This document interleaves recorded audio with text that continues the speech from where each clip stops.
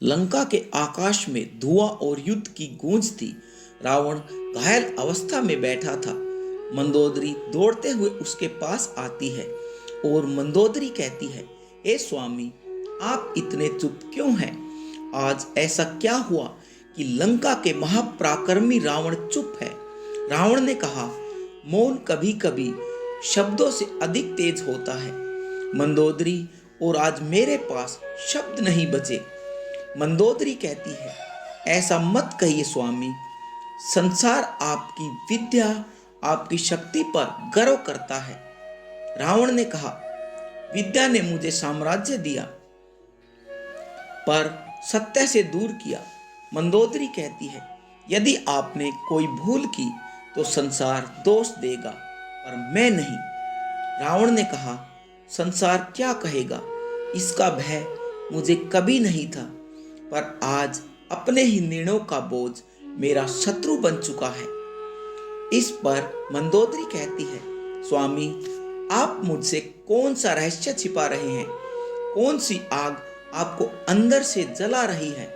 रावण ने कहा, तुमने कई बार पूछा, मैं सीता को क्यों नहीं छूता था, क्यों उसकी मर्यादा का अतिक्रमण नहीं करता था, क्यों उसके आंसू मुझे विचलित कर देते थे?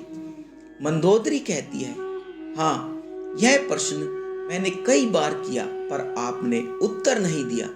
रावण ने कहा, क्योंकि वही प्रश्न मेरी शक्ति का सबसे बड़ा रहस्य छिपाए हुए था।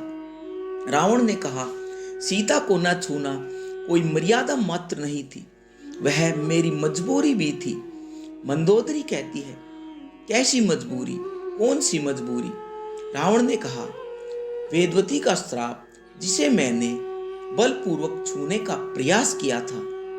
रावण ने कहा, वेदवती ने कहा था, तुम्हारा वध मेरे ही रूप के कारण होगा, और वही वेदवती सीता के रूप में जन्मी। मंदोदरी कहती है, चकित होकर, तो आप जानते थे कि सीता वेदवती का ही पुनर्जन्म है? रावण ने कहा, हाँ, इसलिए उसे छूते ही मैं भस्म हो जाता, इसलिए मैंने कभी उसकी मर्यादा को भंग नहीं किया। मंदोदरी कहती है, क्या आपको पहले से ही पता था कि श्री राम ही आपका अंत करेंगे? रावण ने कहा, हाँ, मेरे पिता विश्रवा ने बताया था, तेरा वध विष्णु के अवतार द्वारा ही होगा, और जब मैंने राम का तेज देखा तो मैं समझ गया, मुझे समझ में आ गया। मंदोदरी कहती है, तो फिर युद्ध क्यों, झुक क्यों नहीं गए? रावण ने कहा, युद्ध राम से नहीं, अपने अहंकार से था। मैं झुकता तो लोग कहते कि रावण डर गया। मंदोदरी कहती है, स्वामी, आपके जीवन की सबसे बड़ी गलती क्या थी? रावण ने कहा, सीता हरण नहीं, सबसे बड़ी भूल थी विभीषण को अपमानित करके देश से निकालना।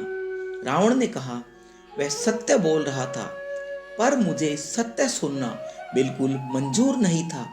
उसे निकालकर मैंने अपने ही भाग्य के द्वार बंद कर दिए। रावण ने कहा, मंदोदरी सुनो, यह मैं राजा होकर नहीं, एक त्रिकाल ज्ञानी होकर कह रहा हूं। रावण ने कहा, लंका के भविष्य में अधर्म का बीज मत रहने देना, राम के चरणों में जाना, श्री राम तुम्हें सम्मान देंगे। मंदोदरी कहती है, आपके बिना मैं क्या करूंगी स्वामी?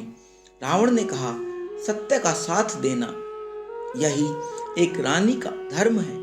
रावण ने कहा, मैंने जीवन में सब कुछ जीता, देवता, दानव, गंधर्व, सब, पर हारा दो चीजों से, एक स्त्री के श्राप से और दूसरे अपने अहंकार से।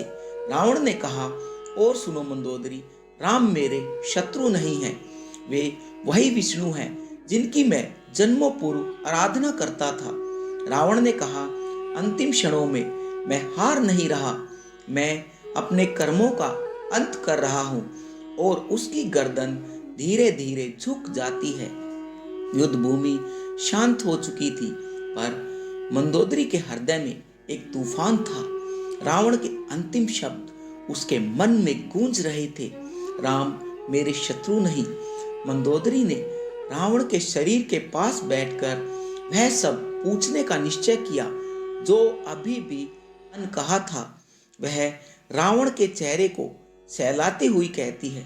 तो मंदोदरी कहती है, स्वामी, आपने कहा कि राम आपके शत्रु नहीं, तो फिर यह महान युद्ध क्यों हुआ? क्यों अपनी प्रजा, अपने राज्य, अपनी शक्ति को आपने जोखिम में डाल दिया? रावण ने कहा, मंदोदरी, युद्ध का कारण मैं नहीं था। युद्ध का कारण था मेरे अंदर अधर्म का बीज, जो हर विजय के साथ बढ़ता चला गया। मंदोदरी कहती है, तो क्या आपको कभी लगा नहीं कि आप गलत रास्ते पर जा रहे हैं? रावण ने कहा, लगा था, मुझे कई बार ऐसा लगा, पर मैं रुक नहीं सका, क्योंकि मेरी हर जीत मुझे और अंधा कर देती थी। मंदोदरी कहती है, पर आप त्रिकाल ज्ञानी थे, वेदों के ज्ञाता थे, क्यों नहीं रुके? आप तो भविष्य देख सकते थे। रावण ने कहा, ज्ञान भविष्य दिखा सकता है, पर मनुष्य के अंदर की आग नहीं बुझा सकता। मेरा ज्ञान मेरा सबसे बड़ा शत्रु बन चुका था।